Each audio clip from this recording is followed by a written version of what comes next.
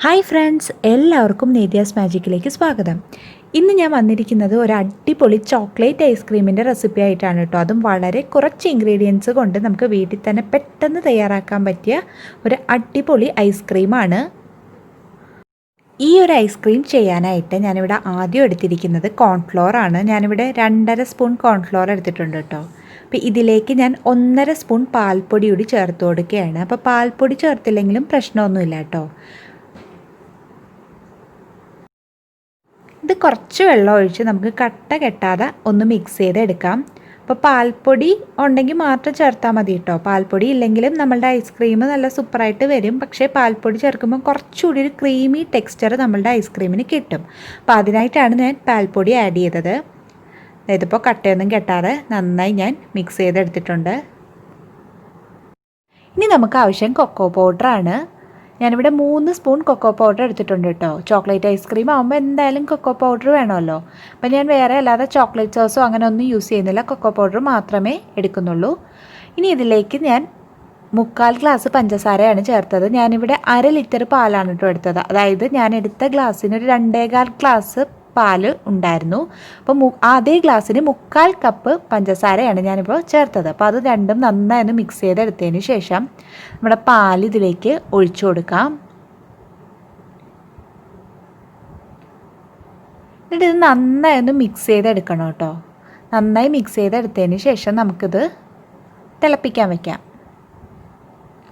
അപ്പോൾ ഇതിൽ കട്ടകളൊക്കെ ഉണ്ടാകും, അത് പ്രശ്നമില്ല. നമ്മളിനി ഇത് തിളപ്പിച്ചെടുക്കുമ്പോഴത്തേക്ക് ആ കട്ടകളൊക്കെ ഒന്ന് അലിഞ്ഞ് വരും. അതല്ല നിങ്ങൾക്ക് കട്ടകൾ മാറ്റണമെന്നുണ്ടെങ്കിൽ ഇതൊന്ന് കൊക്കോ പൗഡർ ഉണ്ടല്ലോ അതൊന്ന് അരിച്ചിട്ട് എടുത്താലും കുഴപ്പമൊന്നുമില്ല. പക്ഷേ അതിൻ്റെ ആവശ്യമില്ല. നമ്മളിതുപോലെ തിളപ്പിക്കുമ്പോൾ ആ കട്ടകളൊക്കെ അല്ലാതെ തന്നെ അലിഞ്ഞില്ലാതായിക്കൊള്ളും.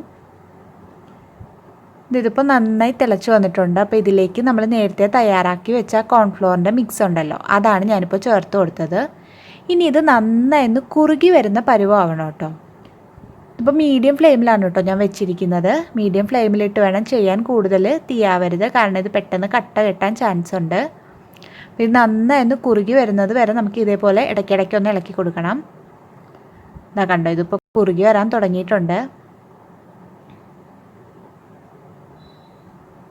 ഇതിപ്പോൾ നന്നായി കുറുകി വന്നിട്ടുണ്ട്. ഇനി നമുക്ക് ഫ്ലെയിം ഓഫ് ചെയ്തിട്ട് ഇത് തണുക്കാൻ വയ്ക്കുക. ഈ ഒരു ടെക്സ്റ്റൈലാണ് കേട്ടോ നമുക്ക് കിട്ടേണ്ടത്. ഇപ്പം നമ്മുടെ ചോക്ലേറ്റ് മിക്സ് ഇപ്പോൾ നന്നായി തണുത്ത് വന്നിട്ടുണ്ട്. അപ്പോൾ തണുത്തപ്പോൾ ഇതൊന്നുകൂടി കുറുകി വന്നിട്ടുണ്ട് കേട്ടോ. കണ്ടോ ആ ഒരു ടെക്സ്ചർ കണ്ടോ, ഒന്നുകൂടി കട്ടിയായി വന്നിട്ടുണ്ട്. അപ്പോൾ ഇതിനി നമുക്കൊരു മിക്സിയുടെ ജാറിലേക്ക് ഇട്ടിട്ട് നന്നായി ഒന്ന് അടിച്ചെടുക്കണം. ഏകദേശം 1 മിനിറ്റോളം നമുക്കിത് നന്നായി അടിച്ചെടുക്കണം കേട്ടോ. അപ്പോൾ നന്നായി തണുത്തതിന് ശേഷമേ മിക്സിയിലിട്ടിത് അടിച്ചെടുക്കാൻ പാടുള്ളൂ, ഇല്ലെങ്കിൽ നമ്മുടെ മിക്സി കേടായി പോവും. അപ്പോൾ ചാനൽ ഇതുവരെയും സബ്സ്ക്രൈബ് ചെയ്തിട്ടില്ലാത്തവരുണ്ടെങ്കിൽ പ്ലീസ് ഇപ്പോൾ തന്നെ ഒന്ന് സബ്സ്ക്രൈബ് ചെയ്യണേ. സബ്സ്ക്രൈബ് ചെയ്യുമ്പോൾ വരുന്ന ബെല്ലൈക്കൺ കൂടി ഒന്ന് ക്ലിക്ക് ചെയ്ത് കൊടുക്കണം കേട്ടോ. എന്നിട്ട് ഓൾ എന്ന ഓപ്ഷൻ സെലക്ട് ചെയ്യാൻ മറക്കരുതെങ്കിൽ മാത്രമേ ഞാനിടുന്ന വീഡിയോസിൻ്റെ നോട്ടിഫിക്കേഷൻ നിങ്ങൾക്ക് ലഭിക്കുള്ളൂ. അപ്പോൾ നമുക്കിത് നന്നായി ഒന്ന് അടിച്ചെടുത്തിട്ട് വരാം.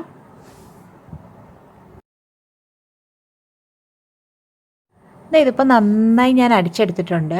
അപ്പോൾ ഇതിലേക്ക് ഞാൻ വീണ്ടും 1.5 സ്പൂൺ പാൽപ്പൊടി കൂടി ചേർത്ത് കൊടുക്കുകയാണ് കേട്ടോ. അപ്പം ഈ സ്റ്റേജിലും പാൽപ്പൊടി ചേർക്കുന്നത് ഓപ്ഷണലാണ്. നമുക്ക് വേണമെന്നുണ്ടെങ്കിൽ മാത്രം ചേർത്ത് കൊടുത്താൽ മതി. പക്ഷെ ഞാൻ പറഞ്ഞില്ലേ, നമ്മൾ കടകളിൽ നിന്നൊക്കെ കിട്ടുന്ന ആ ഒരു ക്രീമി ടെക്സ്ചർ കിട്ടാനായിട്ട് ഞാൻ ചേർത്തു എന്ന് മാത്രമേ ഉള്ളൂ. അപ്പോൾ അതുകൂടി ചേർത്ത് ഞാൻ ഒന്നുകൂടി അടിച്ചെടുത്തിട്ടുണ്ട്. ഇനി ഇത് നമുക്കൊരു പാത്രത്തിലേക്ക് മാറ്റാം. ഞാനിവിടെ ഐസ്ക്രീമിൻ്റെ പാത്രം തന്നെയാണ് കേട്ടോ, ഫാമിലി പാക്കിൻ്റെ പാത്രത്തിലേക്ക് തന്നെയാണ് ഒഴിച്ചു കൊടുക്കുന്നത്. അപ്പം നമുക്ക് ഏതെങ്കിലും എയർ ടൈറ്റ് ആയിട്ടുള്ള ഏത് കണ്ടെയ്നറിൽ വേണമെങ്കിലും ഇത് മാറ്റാം കേട്ടോ.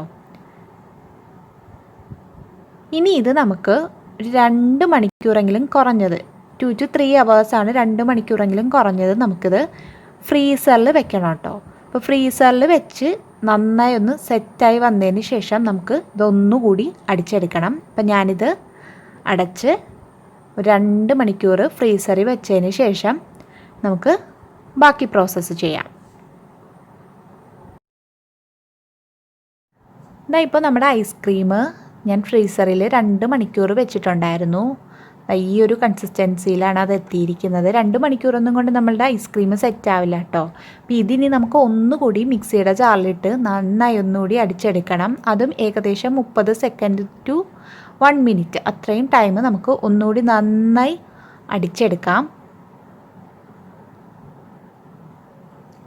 ഇതിപ്പോൾ ഞാൻ നന്നായി അടിച്ചെടുത്തിട്ടുണ്ട്, നല്ല പതപ്പിച്ചെടുത്തിട്ടുണ്ട്. ഇത് വീണ്ടും നമുക്ക് ആ പാത്രത്തിലേക്ക് മാറ്റിയിട്ട് ഫ്രീസ് ചെയ്യാൻ വെക്കാം.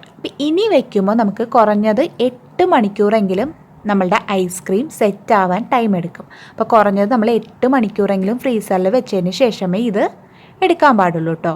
അപ്പോൾ ഒന്നീ 8 മണിക്കൂർ, അല്ലെങ്കിൽ നമ്മൾ രാത്രിയാണ് ചെയ്യുന്നതെങ്കിൽ ഒരു രാത്രി ഫുള്ള്, പിറ്റേന്ന് നമുക്ക് രാവിലെ എടുക്കാം. അപ്പോൾ ഇത് നമുക്ക് വീണ്ടും അടച്ച് ഫ്രീസറിലേക്ക് വെക്കാം. ഇതാ ഇപ്പോൾ 8 മണിക്കൂറല്ല കേട്ടോ, ഞാൻ അതിൽ കൂടുതൽ വെച്ചിരുന്നു. ഞാൻ രാത്രിയാണ് ഇത് ചെയ്തത്. അപ്പോൾ രാത്രി ഫുള്ള് വെച്ചിരുന്നു, പകലാണ് ഇപ്പോൾ ഞാനിത് എടുത്തിരിക്കുന്നത്. നമ്മളുടെ ഐസ്ക്രീം നല്ല സെറ്റായി വന്നിട്ടുണ്ട്. ഞാനിത് സ്കൂപ്പ് എടുത്തപ്പോൾ കണ്ടോ, അത് ചോക്ലേറ്റ് ഐസ്ക്രീമിൻ്റെ അതേ ടെക്സ്ചറിൽ നല്ല അടിപൊളിയായിട്ട് നമുക്ക് കിട്ടിയിട്ടുണ്ട്. നല്ല ക്രീമി ടെക്സ്ചറിൽ നമുക്ക് കിട്ടിയിട്ടുണ്ട്. അപ്പോൾ എല്ലാവരും ഇതൊന്ന് ട്രൈ ചെയ്ത് നോക്കുക. വളരെ എളുപ്പത്തിൽ നമുക്ക് വീട്ടിൽ തന്നെ ചെയ്തെടുക്കാൻ പറ്റിയ നല്ല അടിപൊളി ചോക്ലേറ്റ് ഐസ്ക്രീമാണ്.